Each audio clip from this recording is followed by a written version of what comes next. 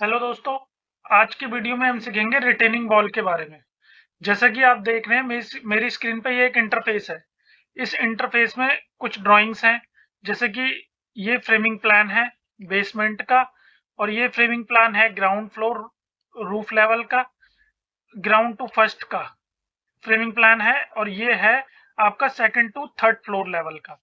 और ये फाउंडेशन की ड्राइंग है, और ये हमारी वो कॉलम लेआउट की ड्राइंग है। बट आज मैं आपको इसमें ये ड्राइंग मैंने कंप्लीट कर ली है। इसके अंदर ये एक रेजिडेंशियल बिल्डिंग है जो कि वो दो पार्ट में बननी है। दो पार्ट में बोले तो ये इसके अंदर हो क्या रहा है, एक एक फ्लैट इस एरिया में बनना है। इस वाले एरिया में मैं लेयर चेंज कर देता हूँ, एक सेकेंड। जो एक फ्लैट बनना है इस एरिया में, और एक फ्लैट बनना है इस एरिया में। ठीक है, दो पार्ट में ये फ्लैट बनने हैं। इसके अंदर दो फ्लैट बनने हैं सेपरेट सेपरेट। ठीक है, बट बीच के कॉलम कॉस्टिंग बचाने के लिए कॉमन रखे गए हैं, और उसके अंदर जो वॉल होगी वो भी इनकी कॉमन ही होगी। ठीक है, तो इसके अंदर हो क्या रहा है, बेसमेंट भी बन रहा है। ठीक है ना, जैसे कि आप देख रहे हैं ये बेसमेंट है। ठीक है, अब ये जो बेसमेंट बन रहा है इसके अंदर है क्या, ये फाउंडेशन ड्राइंग में बना रहा था तो इसके अंदर ये रिटेनिंग वॉल चल रही है चारों तरफ। आप देख रहे होंगे ये रिटेनिंग वॉल, ये यहाँ पे यहाँ पे तो ये रिटेनिंग वॉल क्यों दी जाती है और इसके देने का क्या रीजन है, मतलब वो देने का कुछ, रिटेनिंग वॉल वो ही हम क्यों बना रहे हैं, हम इसे ब्रिक वॉल में क्यों नहीं बना सकते। रिटेनिंग वॉल इसलिए दी जाती है, जैसे जब बेसमेंट हमारा बन रहा है तो ये इसके चारों तरफ बाहर बाहर है मिट्टी होगी। मिट्टी होगी, वो हो सकता है लेफ्ट और राइट या आगे पीछे तीन साइड में अदर्स प्रॉपर्टी भी हो। बट हम जमीन के नीचे जा रहे हैं, जब हम जमीन के नीचे जा रहे हैं तो डैम्पनेस आने के चांसेस बिल्डिंग के अंदर बहुत ज्यादा बढ़ जाते हैं। और जब डैम्पनेस आने के चांसेस बहुत ज्यादा बढ़ जाते हैं तो उस केस में हम वहां पे रिटेनिंग वॉल प्रोवाइड करते हैं, जिससे कि बिल्ड वो बाहर की डैम्पनेस बिल्डिंग के अंदर ना आ जाए और बिल्डिंग को खराब ना करे। क्योंकि अगर हमारी डैम्पनेस, डैम्पनेस में जो वर्ड यूज कर रहा हूँ, एक तरीके से हिंदी में, आप हिंदी में अगर बोलते हो इसे सीलन बोलेंगे, सीलन बोल सकते हैं। ठीक है, और पानी रोकने के लिए, पानी रोकने के लिए, ठीक है, तो पानी रोकने के लिए बनाई जाती है। पानी और जो मिट्टी का प्रेशर है उसको रोकने के लिए। क्योंकि होता क्या है, अगर यहाँ पे सपोज इस साइड कोई बिल्डिंग नहीं हुई या कुछ भी नहीं है, तो जब हम चारों तरफ बिल्डिंग वो ब्रिक, अगर कहीं भी ब्रिक वॉल बना देंगे, सपोज एक साइड में यहाँ पे, ये मेरी ये प्लान बना रहा हूं मैं। ठीक है, सपोज ये यहाँ पे ये रिटेनिंग वॉल, ये एक ब्रिक की दीवार आ रही है और इसके इस तरफ का एरिया पूरा है, यहाँ पे मिट्टी है या खाली प्लॉट है, कुछ भी है बिल्डिंग बनी हुई है। तो जब वो प्रेशर आएगा तो हमारी ब्रिक की वॉल अंडरग्राउंड जो हम बनाएंगे वो टूट सकती है। उस प्रेशर को रोकने के लिए हम रिटेनिंग वॉल बनाते हैं। और ये वो रिटेनिंग वॉल मोस्टली जो वाटर स्ट्रक्चर्स होते हैं उनके अंदर भी यूज होती है।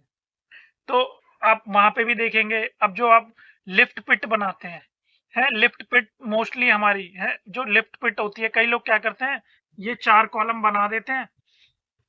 आजकल का जो ट्रेंड चल रहा है, मैं देखता हूँ कि ये चार कॉलम बनाए उन्होंने, और उसके अंदर लिफ्ट पिट के अंदर यहाँ पे ब्रिक वॉल दे दी, यहाँ पे ब्रिक वॉल दे दी है, यहाँ पे ब्रिक वॉल दे दी, यहाँ पे। तो ये जो भी कर रहा है ये गलत कर रहा है। ये रिटेनिंग वॉल के नीचे आपने मिट्टी को रोकने के लिए है, यहाँ ऊपर टाई बीम डाल देते हैं और नीचे ब्रिक वॉल बना के लिए आते हैं फाउंडेशन पे से। ये गलत है, आपको मिट्टी को रोकना है और डैम्पनेस को भी आने से रोकना है। तो सबसे बेस्ट तरीका है इसका कि आप इसके अंदर वो रिटेनिंग वॉल बनाओ। और रिटेनिंग वॉल वो इसीलिए बनाई जाती है मिट्टी को रोकने के लिए, और डैम्पनेस को रोकने के लिए। और वो रिटेनिंग वॉल की जो थिकनेस होती है वो डिपेंड करती है उसकी हाइट के ऊपर। अगर आप बेसमेंट की रिटेनिंग वॉल बना रहे हो हैं, अब बेसमेंट की फ्लोर टू फ्लोर हाइट वो 3 मीटर है, 3 मीटर ही होगी या 8 फीट होगी, ज्यादा इससे ज्यादा किससे कम तो नहीं होगी। तो वहां पे 6 इंची से 8 इंची के बीच में आप यूज कर सकते हो। और अगर मान लो 3 मीटर से ऊपर जा रही है तो 230 mm 9 इंची कर लो, ठीक है। और अगर उससे भी ऊपर चली गई तो 12 इंची। तो ये वो हाइट के ऊपर डिपेंड करता है। और जितने भी वाटर स्ट्रक्चर बनते हैं सबके अंदर रिटेनिंग वॉल ही बनाई जाती है। ये ये जैसे कि मैंने ये बेसमेंट बनाया तो मैंने इसके अंदर ये रिटेनिंग वॉल प्रोवाइड कर दी है चारों तरफ। तो इनकी बिल्डिंग के अंदर कभी भी सीलन नहीं आएगी। बट रिटेनिंग वॉल बनाने का भी एक कहाँ पे बना सक वो जो बेसमेंट बनाए जा रिटेनिंग वॉल कहाँ पे बना सकते हैं कहाँ पे नहीं, इसका भी एक तरीका है। ऐसा नहीं है आप ये ये साथ में आपकी बिल्डिंग बनी हुई है और आपका ये प्लॉट है तो आप इसके साथ ही बेसमेंट बना दोगे और यहाँ पे चिपका के रिटेनिंग वॉल बना दोगे। रिटेनिंग वॉल ऐसे कभी भी नहीं बन सकती। और ऐसा भी नहीं इस पूरे एरिया में आप बेसमेंट बना सकते हो। ये भी मैं आपको एक्सप्लेन करूंगा कभी कि इस पूरे अगर यहाँ पे बिल्डिंग बनी हुई है और आप यहाँ पे इस पूरे एरिया में बेसमेंट क्यों नहीं बना सकते, उसके भी कुछ कारण है, ठीक है। तो वो हम सीखेंगे बाद में फिर कभी। बट अभी रिटेनिंग वॉल का टॉपिक चल रहा है। तो रिटेनिंग वॉल जैसा कि मैंने आपको बताया, मैंने यहाँ पे प्रोवाइड करी है 8 इंच की रिटेनिंग वॉल। मेरी फ्लोर टू फ्लोर हाइट है 3 मीटर, ठीक है। 3 मीटर की हाइट के लिए मैंने इसमें जो स्टील डाला है। और हाँ, रिटेनिंग वॉल के अंदर हमेशा ध्यान रखना जो मिनिमम जो स्टील डलेगा आपका 10 डाया का डलेगा। वो जो भी वर्टिकल आप बार खड़े करोगे रिटेनिंग वॉल के अंदर 10 डाया का डलेगा। हाँ, जो आप डिस्ट्रीब्यूशन बार हैं आपके, ये जो हॉरिजॉन्टली प्लेसमेंट हॉरिजॉन्टल बार आएंगे उनको आप है डॉटेड बार को अपने 8 का यूज कर सकते हो। मैंने भी यहाँ पे 8 का यूज करा है।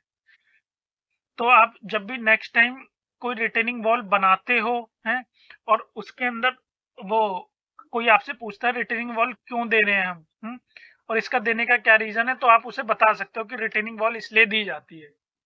और अगर आप उसको आप रिटेनिंग वॉल दे रहे हो तो इसके आपको क्या बेनिफिट है। ये वो अब इस बिल्डिंग में जैसे कि वो रिटेनिंग वॉल आ रही है, कई लोग क्या कहते हैं कि रिटेनिंग वॉल राफ्ट के साथ ही आती है। ऐसा नहीं है कि राफ्ट के साथ ही रिटेनिंग वॉल बनती है। राफ्ट का अपना अलग कॉन्सेप्ट है और रिटेनिंग वॉल का अलग कॉन्सेप्ट है बनाने का, ठीक है। कि वो रिटेनिंग वॉल बनाने का क्राइटेरिया अलग है, राफ्ट फाउंडेशन प्रोवाइड करने का क्राइटेरिया अलग है। यहाँ पे आइसोलेटेड और कंबाइंड फुटिंग यूज हो रही है वो। और बेसमेंट है इसलिए मैंने इसको रिटेनिंग वॉल बनाई है, जो कि रिटेनिंग वॉल मेरी बेसमेंट से है 600 ऊपर आएगी। 600 ऊपर मतलब ये अगर मेरा फ्लोर लेवल होगा, ये मेरा अगर बेसमेंट की हाइट अप्रोक्सीमेट अगर लगा लो 3 मीटर है, 3 मीटर, ये फीट इंच में है ड्राइंग तो मेरे को 10 फीट, ये 10 फीट है, ठीक है। ये 10 फीट मेरी बेसमेंट की हाइट आ गई। अब इसके ऊपर 24 इंच, 24 इंची मैं यहाँ पे ये जो 24 इंच होगा मेरा, यहाँ तक मैं इसकी वो जो मेरा ग्राउंड फ्लोर होगा है वो यहाँ पे आ रहा है। तो इसकी रूफ लेवल तक जो मेरी बेसमेंट की छत पड़ेगी ग्राउंड वो ग्राउंड लेवल यहाँ पे है और ये इससे ऊपर 24 इंची जा रही है। तो मैं यहाँ तक वो बेसमेंट की छत तक अपनी रिटेनिंग वॉल लेकर जाऊंगा। और यहाँ ताकि यहाँ पे इनके और इसके ऊपर एक हॉरिजॉन्टली एक बीम भी चला देंगे जिससे कि यहाँ पे इनके आराम से वेंटिलेटर फिक्स हो जाए। ऐसे करके ऐसे वेंटिलेटर फिक्स हो जाएंगे, ऐसे एक बीम भी डाल देंगे हैं ऐसे इनके। तो मेरी रिटेनिंग वॉल की हाइट हो जाएगी वो 12 फीट अप्रोक्सीमेट, ठीक है। अब 12 फीट हो जाएगी। तो ये मतलब इनको ब्रिक वॉल बनाने की जरूरत इसके साथ नहीं है। अब बेसमेंट में जैसे रिटेनिंग वॉल चल रही है, तो ऐसा नहीं है ये रिटेनिंग वॉल के ऊपर ही सीधा प्लास्टर कर देंगे। आप कर सकते हो, कोई इशू नहीं है, सीधा इसके ऊपर प्लास्टर। बट जो कॉन्सेप्ट है बनाने का, इसके ऊपर यहाँ पे साइड में एक ब्रिक वॉल खड़ी होनी चाहिए 3 इंच की यहाँ पे। बट इनका कहना था हमारा, हम ब्रिक वॉल खड़ी नहीं करना चाहते, तो कोई बात नहीं, आप कर सकते हो। हैं, इसके ऊपर वो मुर्गा जाली लगा देंगे या कुछ भी लगा देंगे और ये सीधा प्लास्टर कर देंगे, तो भी कोई इशू नहीं आएगा। और अगर ब्रिक वॉल खड़ी कर लेते हैं तो अच्छा ही रहेगा, थोड़ी फिनिशिंग में या डिजाइनिंग में अच्छा रहता है। क्योंकि ये जो कंक्रीट की दीवार होगी है, कंक्रीट की दीवार में कभी भी अगर ये कोई एक कील भी ठोकना चाहेगा तो घुस नहीं सकती। बट अगर ब्रिक होगी और ये वो अपनी वॉल को अच्छे से, मतलब कभी इनको कोई आर्किटेक्चरली कुछ यूज करना है कोई फीचर वगैरह बनाना है वॉल के ऊपर या कुछ है, तो उसके लिए एक पतली सी 3 इंच की ब्रिक वॉल बना लो, तो ज्यादा अच्छा रहता है। हम भी यही सजेस्ट करते हैं, बट इनका इशू कॉस्टिंग का था, तो यहाँ पे हमने क्या बोलते हैं ब्रिक वॉल प्रोवाइड नहीं करी। ठीक है, तो आप जब भी वो क्या बोलते हैं वो रिटेनिंग वॉल का क्या कॉन्सेप्ट होता है आपको क्लियर होना चाहिए। अभी बाद में इसमें मैंने राफ्ट फाउंडेशन प्रोवाइड नहीं करी है, कॉस्टिंग के इशू की वजह से। स्टिचिंग स्लैब दिया आप देख रहे होंगे, तो स्टिचिंग स्लैब के ऊपर भी मैं कभी वीडियो बनाऊंगा तो वो भी आपको एक्सप्लेन करूंगा। ठीक है, अब इस वीडियो को यहीं पे फिनिश करते हैं। अगर आपने मेरी वीडियो से कुछ सीखा हो और मेरी वीडियो आपको अच्छी लगी हो तो मेरे चैनल को लाइक सब्सक्राइब जरूर करें। Thank you so much.